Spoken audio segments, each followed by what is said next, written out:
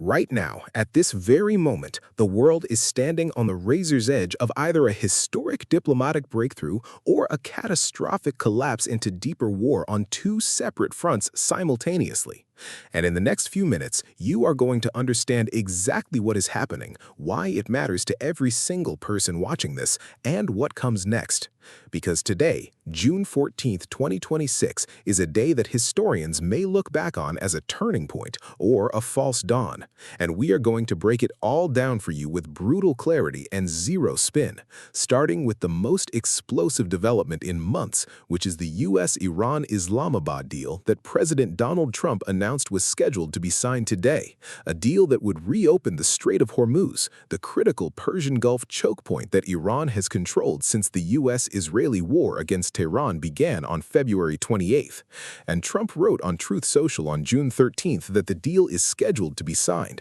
and that immediately after it is signed, the Hormuz Strait is, in his words, open to all, describing the potential agreement as a wall to no nuclear weapon for Iran. But here is where the story gets complicated and messy and deeply uncertain, because Iran's foreign ministry spokesman Esmail Bakai said just hours after Trump's announcement that the signing of the Islamabad memorandum is unlikely to take place on June 14th. And those two contradictory signals, one from the American president broadcasting triumph and the other from Tehran pumping the brakes, tell you everything you need to know about how fragile this entire negotiation process truly is. And yet, despite Iran's hesitation, the broad architecture of what is being negotiated is now publicly known, and it is genuinely significant, because Pakistan confirmed both sides had agreed on the final text of the Islamabad Declaration, an MOU that would reopen the Strait of Hormuz within 30 days, but leaves Iran's 440-kilogram nuclear stockpile untouched for 60-day follow-on talks. And understand what that means in real terms. The world's most critical oil choke point, through which roughly 20% of all global oil supply flows, has been effectively shut down or severely disrupted since late February when the conflict erupted. And the conflict has set off what Gulf states called the worst global energy crisis in decades, with higher energy prices in the United States feeding rising inflation and expectations that the Federal Reserve may need to increase interest rates, which means every single American family filling up their gas tank or paying their electricity bill has felt this war in their wallet every single day. So, when Trump says the deal will reopen the strait, he is not just making a foreign policy announcement, he is telling the American middle class that relief might finally be coming. And global oil prices already fell sharply, and stock markets jumped back in April when the US and Iran agreed to a conditional 2-week ceasefire deal, with the price of benchmark Brent crude dropping below $100 a barrel, falling by about 15.9%, which gives you a preview of what full reopening could do to energy markets globally. But let us be clear about what this deal actually is and what it is not. Because Iranian Foreign Minister Abbas Araghchi said the terms of dealing with Iran's nuclear program would be finalized in the 60 days after the initial agreement is signed, and that the parties could decide to extend that period, with Iran's nuclear program remaining a key point of division, since the US and Israel fear it could lead to an atomic weapon, a main reason their leaders sided for going to war. And the US official said the 60-day period after both sides signed the deal would be used to work out technical details for removing Iran's enriched uranium, believed to be entombed under 3 nuclear sites that were battered by American strikes. So what you're looking at is not a final peace treaty and not a nuclear disarmament agreement. It's a first step, a memorandum of understanding, a framework that buys both sides 60 more days to figure out the hardest questions. And the hardest of all those questions is what exactly happens to Iran's remaining nuclear material, because the proposed memorandum leaves some open questions about the fate of Tehran's nuclear program and stockpiles, which have long been a sticking point in the negotiations, with Iran continually rejecting demands to halt uranium enrichment and insisting its program is intended for peaceful purposes such as energy production. And layered on top of all of this is the role of Pakistan as the key mediator in these talks, a role that Pakistani Prime Minister Shehbaz Sharif has played with great public energy and visibility, with Sharif writing on social media that a peace agreement between Washington and Tehran was expected within the next 24 hours, repeating his claim from June 12th that agreement was now closer than ever. And there is also a complication that keeps threatening to blow the whole thing up, which is the situation in Lebanon, because Israeli airstrikes were reported in multiple locations in southern Lebanon on June 13th, the latest in a series of flare-ups in the conflict between Israel and Iranian proxy Hezbollah that is complicating peace negotiations between Washington and Tehran, meaning that even as diplomats in Islamabad try to stitch together a deal, Israeli jets striking Hezbollah positions in Lebanon are handing Iranian hardliners exactly the ammunition they need to walk away from the table. And there are Iranian factions within the Revolutionary Guard, within the supreme leader's inner circle, who do not want this deal, who see any agreement that limits Iran's nuclear options as a humiliation, and who would use Israeli strikes on Lebanon as a pretext to collapse the talks. So the question of whether the Islamabad Declaration gets signed today, tomorrow, or at all is not just about what Trump wants or what Pakistan promises. It depends on whether Israeli military operations in Lebanon can be de-escalated enough to prevent Iranian domestic politics from poisoning the well. And with that extraordinary backdrop of near peace and near collapse happening simultaneously in the Persian Gulf, we now turn to Eastern Europe, where the Russia-Ukraine war is entering one of its most intensely contested periods in months, a war that has now ground into its fifth year with no ceasefire in sight, and where the battlefield picture is radically different from what it was even 90 days ago, because Ukraine has launched one of the most consequential long-range drone campaigns in the history of the conflict, a campaign that is not targeting the front lines where Russian troops are dug into their trenches, but instead reaching deep into the Russian heartland and striking the very economic infrastructure that funds and fuels Russia's war machine. And the most dramatic example of that strategy came on June 3rd, when Ukrainian long-range drones flew more than 1,000 kilometers to strike an oil terminal in St. Petersburg and set it ablaze, with President Zelensky reporting positive results from strikes on key targets,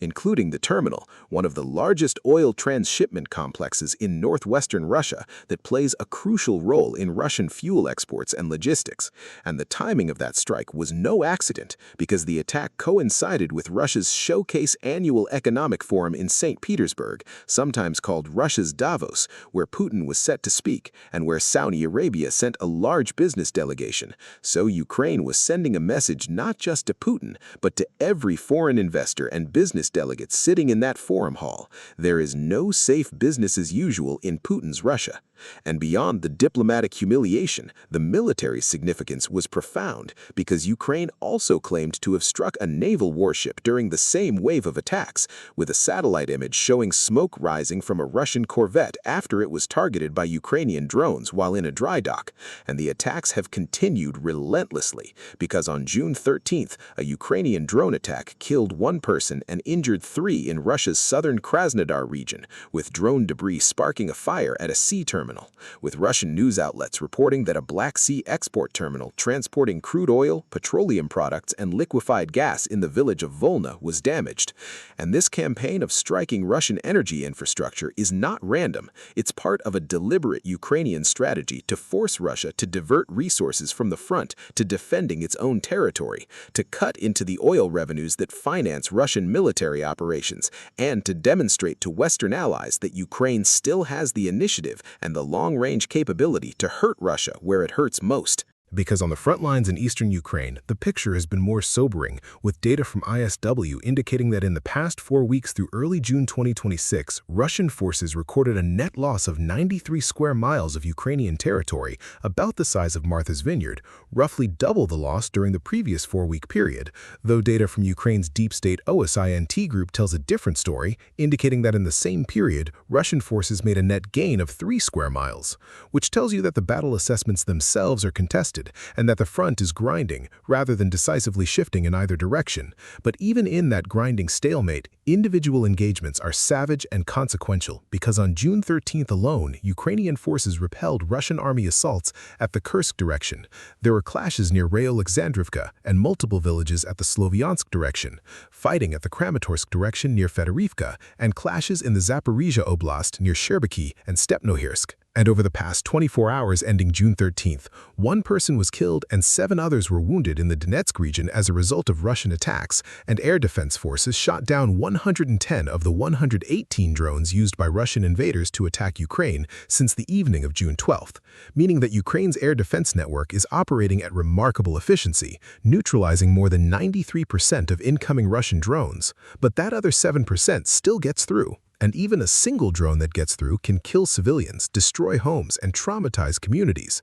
And the human toll keeps climbing, with total combat losses of Russian troops since the start of the full-scale invasion reaching approximately 1,381,430 personnel as of June 13th, including 1,310 over just the past single day. A staggering and almost incomprehensible number that represents not just Russian military power degraded, but Russian families destroyed, Russian towns hollowed out of their young men, and a demographic wound on Russia that will take generations to heal. And yet, Putin shows no sign of changing course, because against the backdrop of Ukrainian drone strikes on St. Petersburg that sent plumes of smoke over the city, Putin took part in a lengthy discussion at Russia's flagship economic forum, and his rhetoric remained the same. Russia is advancing, its goals remain the same. Any negotiations must happen on Moscow's terms, which tells you everything about where this war is heading in the short term, into continued attritional grinding, continued drone campaigns, continued civilian suffering, because neither side is willing to accept the terms the other demands.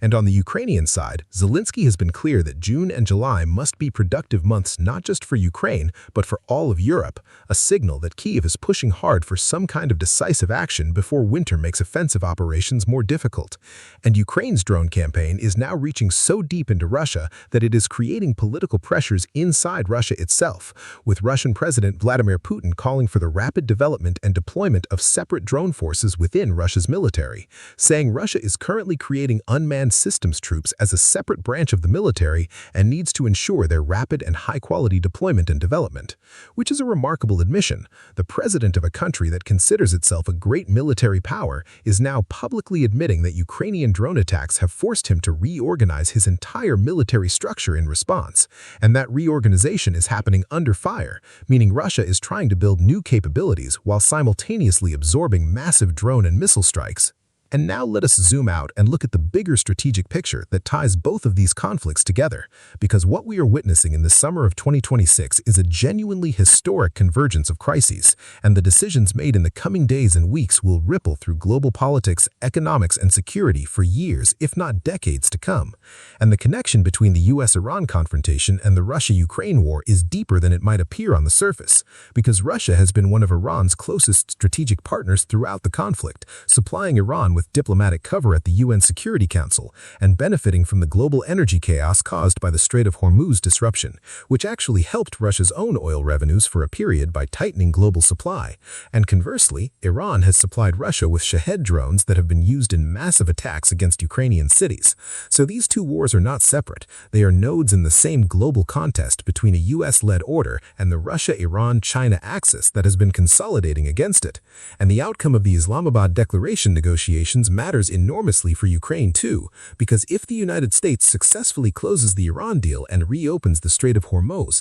it frees up enormous American diplomatic and military attention to be redirected towards supporting Ukraine more decisively. But if the Iran talks collapse and the war in the Gulf reignites, Washington will be stretched across two simultaneous major conflicts in ways that could force difficult prioritization choices. And meanwhile, China is watching all of this with extraordinary intensity, because Beijing has its own interests in both regions. It imports enormous quantities of Gulf oil, and any disruption hits the Chinese economy directly, while it also has strategic interests in Ukraine's outcome that are intertwined with Taiwan. And the longer both conflicts drag on, the more leverage China accumulates as the essential partner that both sides need to keep on board. And so what you are watching right now on June 14, 2026 is not just a breaking news story, it's the restructuring of the entire global order in real time, with every every missile fired in eastern Ukraine and every tanker that does or does not pass through the Strait of Hormuz, representing a data point in the largest geopolitical competition in a generation. And the coming 72 hours are perhaps the most consequential of this entire period, because if the Islamabad Declaration gets signed and the Strait of Hormuz begins the process of reopening, it will send a powerful signal that American diplomacy can succeed even in the most apparently intractable conflicts. Oil prices will begin to fall, inflation pressure in the United States will ease, and the diplomatic template established in Islamabad could potentially be applied to other frozen conflicts. But if Iran walks away from the deal today, if the foreign ministry spokesman's skepticism proves correct and the signing does not happen, then we're looking at a resumption of hostilities that could be even more devastating than what came before, because both sides will have demonstrated that they cannot trust each other even in a ceasefire, and the hardliners on both sides who wanted war all along will be vindicated. And in Ukraine, the next 72 hours will test whether Kyiv's drone campaign against Russian energy infrastructure is generating the strategic pressure that Zelensky's team believes it is, or whether Russia has enough depth and resilience to absorb these strikes and still maintain its military operations at full tempo. And what is absolutely certain is that the men and women on the front lines in Donetsk, in the Sumy borderlands, in the shattered cities of eastern Ukraine, are not waiting for diplomats to figure it out. They are fighting right now, this very moment, as you watch this video, and the outcome of their sacrifice will be determined not just by their courage, but by the decisions being made in Washington, in Tehran, in Moscow, in Kyiv, and in Islamabad. And that's why you need to stay informed. That's why this channel exists, because in a world moving this fast, understanding what's actually happening, not what one side's propaganda says or the other side's narrative insists, is the most powerful thing any citizen can do. And if you want to stay ahead of every major development as it breaks, make sure you subscribe, hit that notification bell, and share this video with everyone you know, because the next 48 hours may change everything.